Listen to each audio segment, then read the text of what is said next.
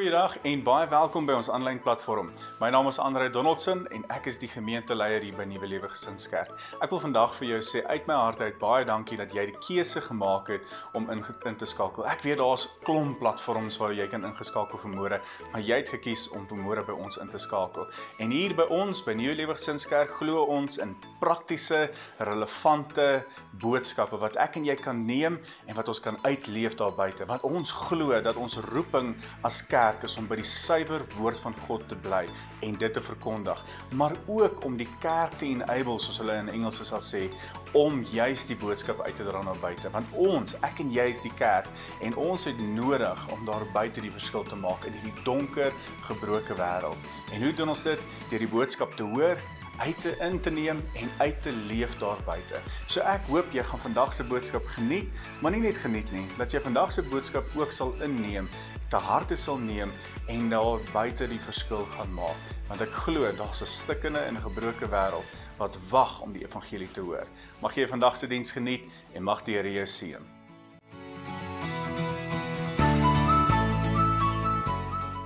Nou, as jy al ooit gewonder het wat in God se hart leef, hoe hy na jou kyk, hoe ver hy bereid is om te gaan om jou te red, dan hoef jy nie die hele Bybel te verstaan op een slag nie. Jy hoef net een vers te hoor, een sin, een asemtuig van die hemel. En dis Johannes 3 vers 16. En ek lees vir jou uit die 2020 vertaling uit. Want so lief het God die wêreld gehad, dat hy sy unieke seun gegee het, sodat elkeen wat in hom glo, nie verlore sal gaan nie, maar die ewige lewe sal hê. Sommige verse verduidelik God, maar hierdie vers vertoon God. Sommige verse onderrig, maar hierdie vers openbaar God se hart en liefde vir my en vir jou. Johannes 3 vers 16 is nie net 'n bekende vers wat op 'n koffiebeker geprint is of op 'n dagboek is of wat ook al jy dit op het nie. Dis nie net so 'n bekende versie, dit is regtig die kloppende hartslag van die evangelie. Maar ons moet iets ernstig verstaan vanmôre. God stuur nie 'n redder tensy iemand in gevaar is nie. God stuur nie 'n lam tensy daar nie sonde is nie. God stuur nie 'n redding tensy die mensdom verlore is nie. Soms moet 'n mens verstaan eers die waarde van 'n of soms verstaan 'n mens eers die waarde van 'n reddingsboei wanneer jy werklik in die moeilikheid is. Soms verstaan jy eers die kruis beter en jy verstaan Johannes 3 vers 16 beter wanneer jy eers besef hoe ernstig jou sonde is in die lig van die kruis. Die Bybel sê nie net dat mense geestelik siek is nie, maar dood. Efesiërs 2 vers 1 sê as gevolg van julle verkeerde lewe en die sondes was julle ook geestelik dood. Die mens is nie net verkeerd nie, maar rebels. Jesaja 53 vers 6. Ons het almal gedwaal soos skape. Ons het elkeen sy eie pad geloop, maar die Here het ons almal se sonde op hom laat afkom. Die Hebreëse woord wat hier gebruik word vir sonde is die woord avon, wat beteken kromheid, skuld wat jou buig, verdraaiing, 'n las op jou siel. Die Griekse woord is hamartia wat jy al baie keer gehoor het. Dit sê missing the mark, om van koers af te wees, om God se standaard te mis, om in opstand te wees. Dis soos 'n bullseye, dit is soos 'n teikenskiet wat jy afskiet en jy mis daai bullseye. Jy mag dalk 'n sentimeter weg wees, maar jy het hom gemis. Jy's van koers af. Dit is die wêreld. Dit is die mensdom. Dit is ons wat God sê, so lief het ek die wêreld gehad. So lief het ek jou gehad. En Jesus sê nie hierdie woorde vir skare nie. Hy het nie 'n groep mense toegespreek toe hy hierdie woorde gesê het nie. Hy het een man toegespreek. En wie kan onthou wie was dit gewees? Nikodemus. 'n Man wat godsdienstig is, maar dol leeg. 'n Man vol kennis van die Bybel, maar sonder vrede. Luister familie, wanneer jy kennis het van die Bybel, dis goed, dis regtig goed. Maar as jy net kennis van die Bybel het en geen verhouding met God het nie, is jy op 'n gevaarlike plek in jou lewe. Jy moet 'n verhouding met God hê, want God praat deur sy woord. Jy kan nie net kennis van die Bybel hê nie. Dis soos Nikodemus. Hy het sonder vrede geleef, 'n man vol vrae, maar sonder lewe.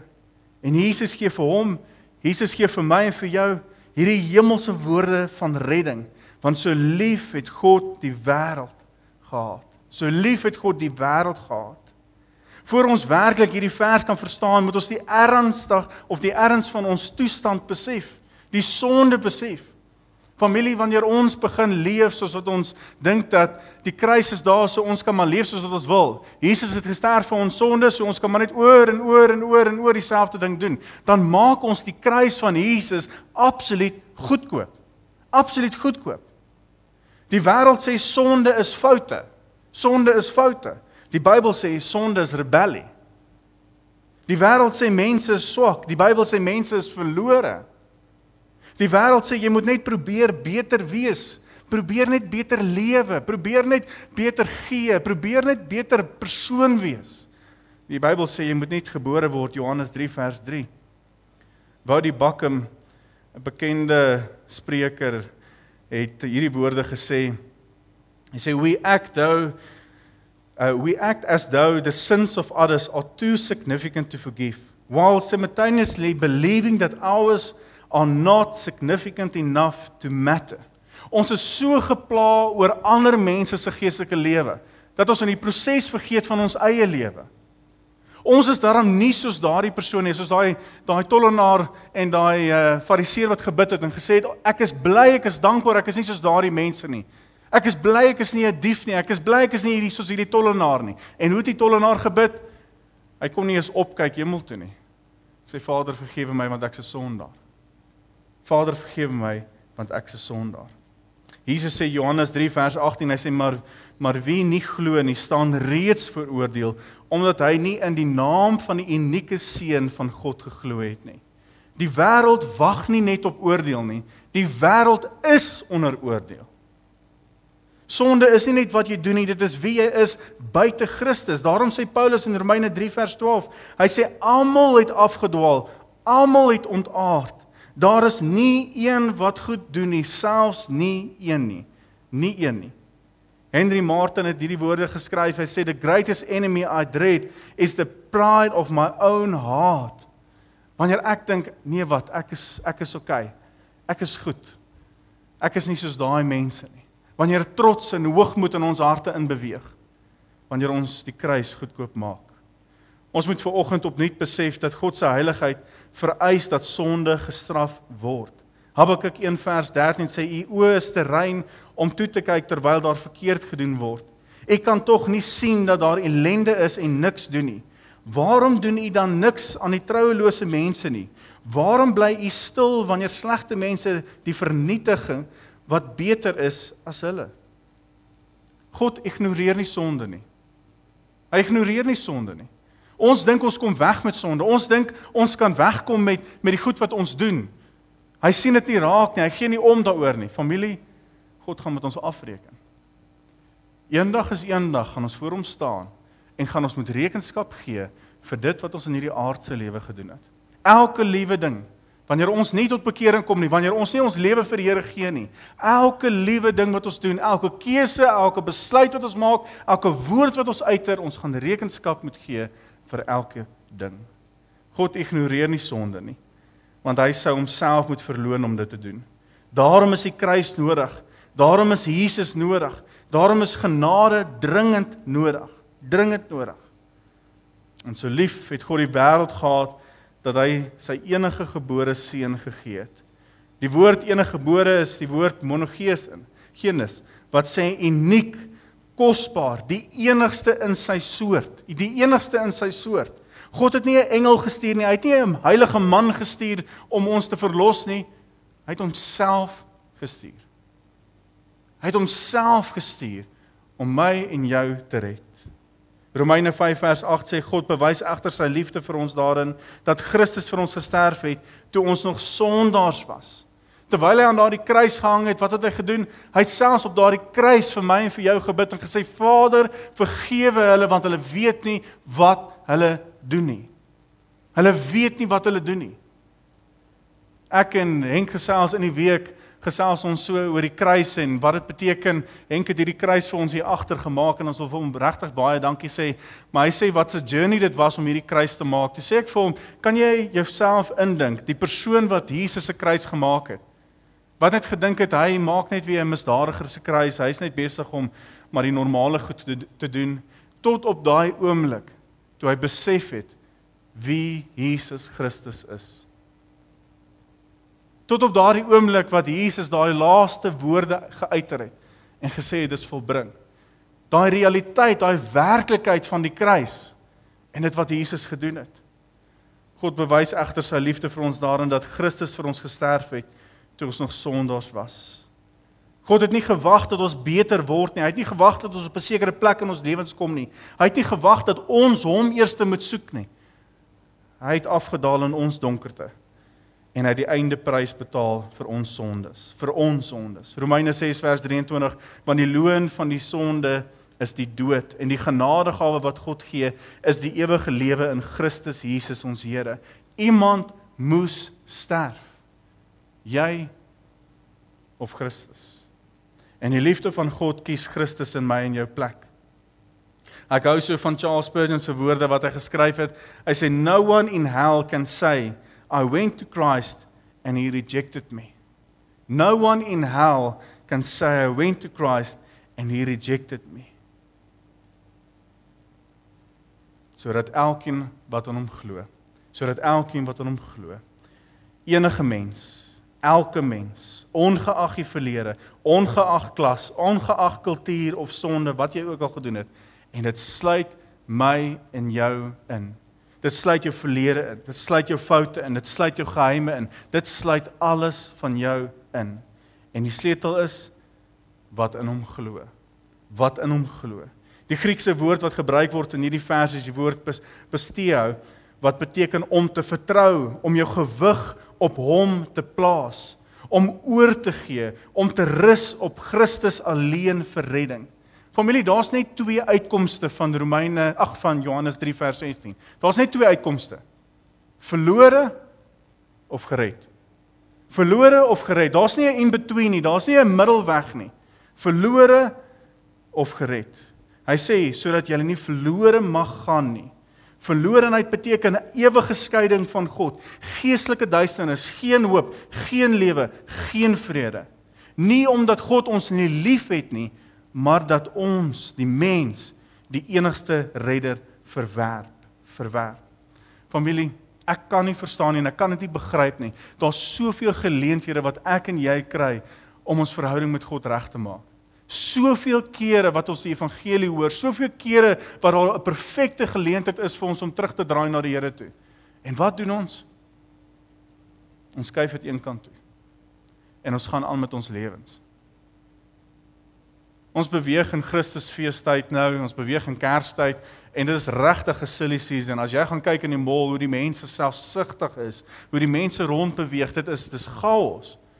En dit gaan net oor een ding, en dit gaan oor die eie ek. Hoe kan ek hierdie seisoen geniet? Hoe kan ek my eie behoeftes vervul? Hoe kan ek, en ek, en ek, en ek? Waar is Christus in die prentjie? Waar is Christus in die prentjie? Daarom gaan hierdie maand of hierdie tydperk, ons weet Christus is nie gebore op 25 Desember nie, maar dit gaan oor Christusfees. Ek en jy moet werklik opnuut weer op 'n plek kom waar ons besef wie Jesus is in my en jou lewe en wat hy kom doen het.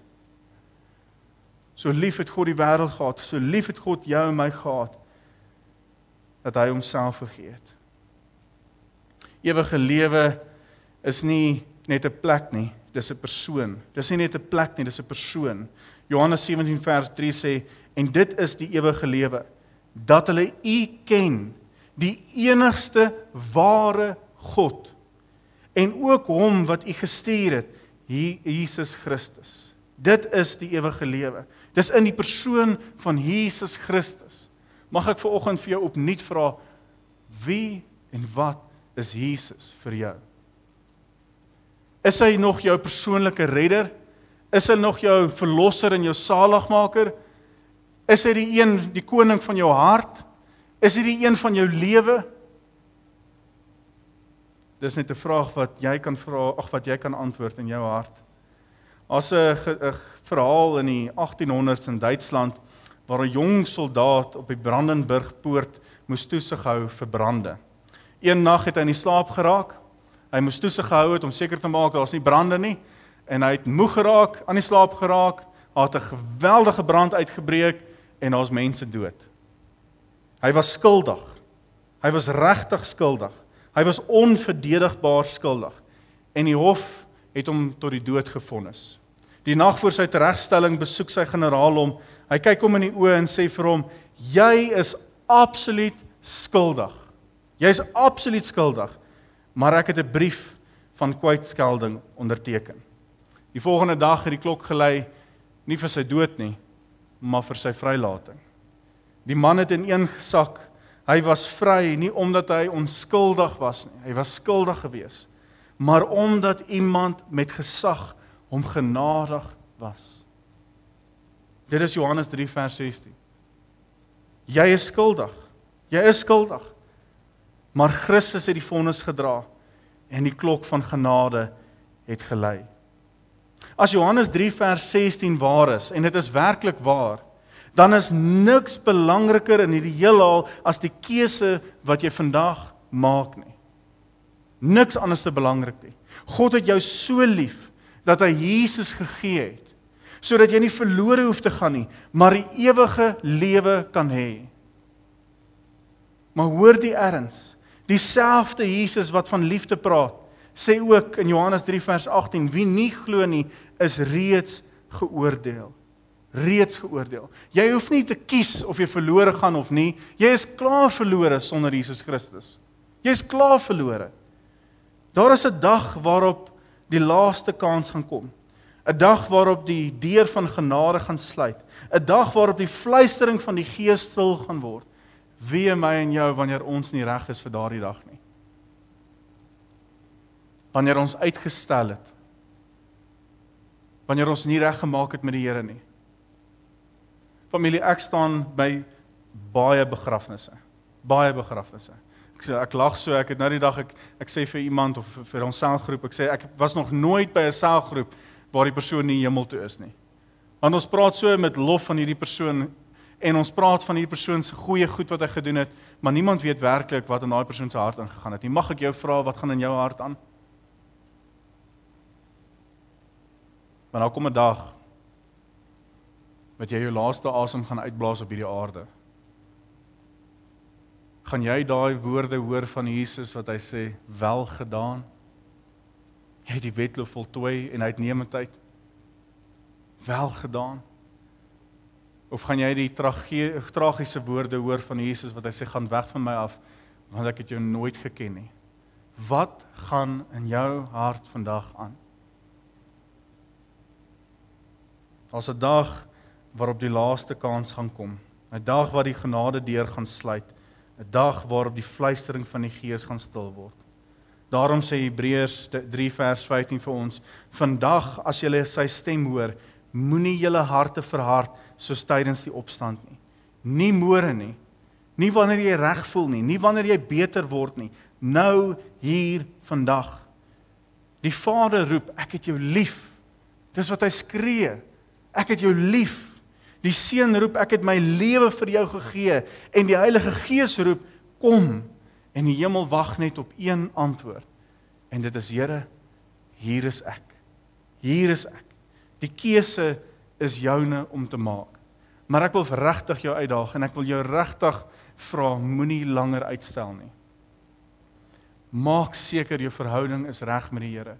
Ek sê dit so baie keer, en daar's soveel mense wat van hierdie verhoge af dit al gesê het, jy is nie môre gewaarborg nie. Maar as jy reg maak met die Here, is jy die ewige lewe gewaarborg. Dit kan ek jou verseker. So ek wil vra dat jy net daar in jou stoel net sal stil raak. Sluit jou oë. Niemand kyk rond nie. Dit wat ek vandag gedeel het, ken jy. Jy weet dit, jy weet wat dit behels. Jy weet wat die Here van jou verwag.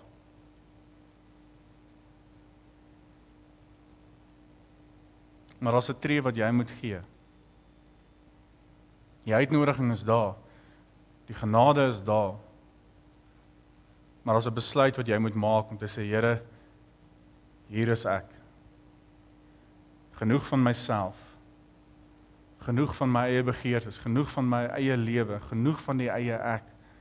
Ek wil daai keuse maak waar ek na U toe stap en sê Here, hier is ek. En ek gebruik so baie keer daai verhaal van die verlore seun. Hy moes eers tot die besef gekom het waar hy is. Hy moes eers besef het in wat se varkhok van die lewe hy is.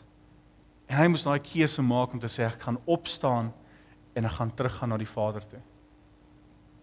En dalk bevind jy jouself in die varkhok van die lewe. Dalk is jy ook in 'n plek in jou lewe waar jy weet jy moet nie wees nie. Maak vandag die keuse, maak vanoggend die keuse om op te staan. En terug te gaan na die Vader toe. Jy sal verbaas wees, hy sal lankal op die uitkyk vir jou. Lankal. En hy sal jou omhels. Hy sal genade betoon. Hy sal jou vergewe. Hy sal vir jou lewe skenk. So voor ek vir ons gaan bid, wil ek eers vra, niemand kyk rond nie. Is daar iemand wat vanmôre in hierdie gebou sit, wat vanmôre daai keuse wil maak en sê, Here, genoeg van myself, hier is ek. Wil jy nie jou hand opsteek nie? Baie dankie. As julle 'n paar hande wat opgaan. Baie dankie. Baie dankie. Ek wil vra dat jy saam met my hierdie gebed sal bid. Maar ek wil vir jou net sê dat hierdie gebed wat ons saam gaan bid, kan nie die ultimate wees nie. Hierdie gebed is nie die ding wat jou net iewes skielik 'n stempel op jou lewe sit en sê, daar sal jy is gered nie. Dit kan nie so wees nie. Maar dit is die begin van iets wonderliks. Dit is die begin van 'n journey saam met die Here. So in jou hart, bid saam met my hierdie gebed. Here Jesus, ek bely dat ek 'n sondaar is. Skuldig, verlore, hulpeloos. Ek kan myself nie red nie. Dankie dat U vir my gesterf het. My sonde gedra het. My oordeel op U geneem het. Ek glo U is die Seun van God. Ek glo U het opgestaan. En vandag gee ek U my hart. Was my. Red my. Maak my U kind. En Here, vanoggend ontvang ek die ewige lewe wat U beloof. Dankie vir die liefde wat my uit die afgrond gered het en wat vir my 'n nuwe posisie gegee het. En daai posisie is 'n kind van God.